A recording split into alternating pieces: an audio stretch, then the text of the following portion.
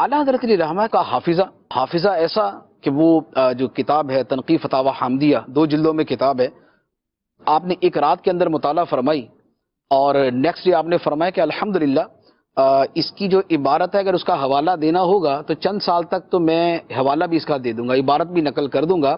اور جہاں تک مسائل کا تعلق ہے کہ اس میں جائز ناجائز حلال حرام کیا اسے قرار دیا گیا ہے تو وہ تو پوری زندگی کے لیے یاد ہو گیا۔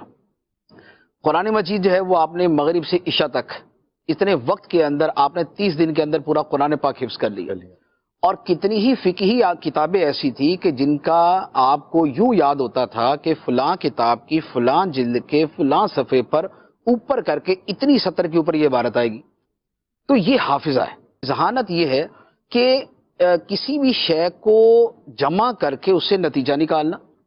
یا کسی ایک شے کو پھیلا کر اس سے استدلال اور استنباط کرنا، تو یہ جو تفقع ہے یہ اس ذہانت کے اندر آتا ہے۔ اعلیٰ حضرت علیہ رحمہ کی جو ذہانت ہے وہ نظر آتی ہے آپ کی کتابوں کی روشنی میں،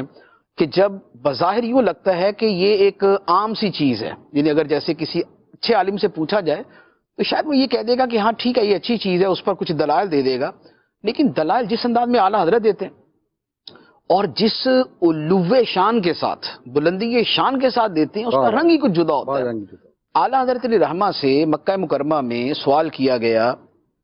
علم غیب کے بارے میں کہ نبی پاک علیہ الصلوۃ والسلام کو علم غیب ہونے کے دلائل کیا ہیں، اور اس پر جو منکرین علم غیب ہے وہ آیات پیش کرتے ہیں تو اس کا کیا جواب ہے۔ تو اعلیٰ حضرت علیہ رحمہ نے کتاب لکھی الدولۃ المکیہ بالمادۃ الغیبیہ۔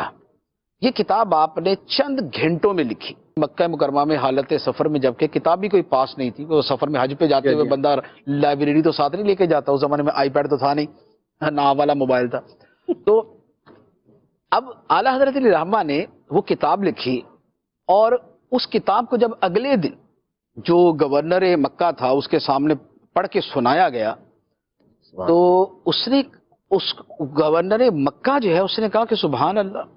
خدا اپنے نبی کو عطا کرتا ہے لوگ انکار کرتے ہیں، یعنی خدا علم غیب عطا کرتا ہے لوگ انکار کرتے ہیں۔ اچھا، اور جو علماء جنہوں نے وہ سنا،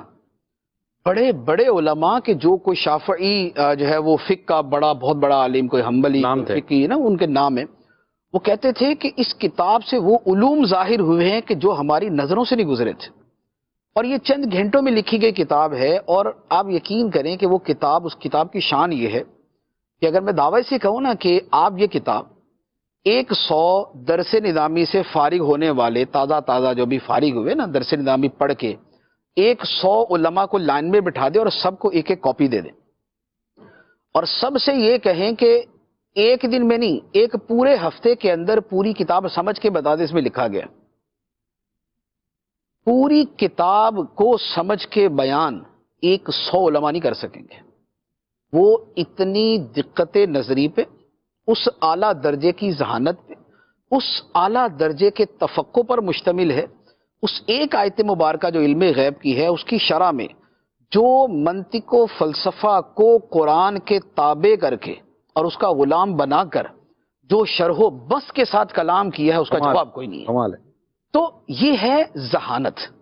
کہ ذہانت کے ذریعے کہاں سے کہاں تک جو ہے نا وہ دلائل کو پہنچا دیا جائے۔ اعلیٰ حضرت علیہ رحمہ کی کتاب ہے سبحان الصبح، بہت شاندار بڑی علمی کتاب ہے،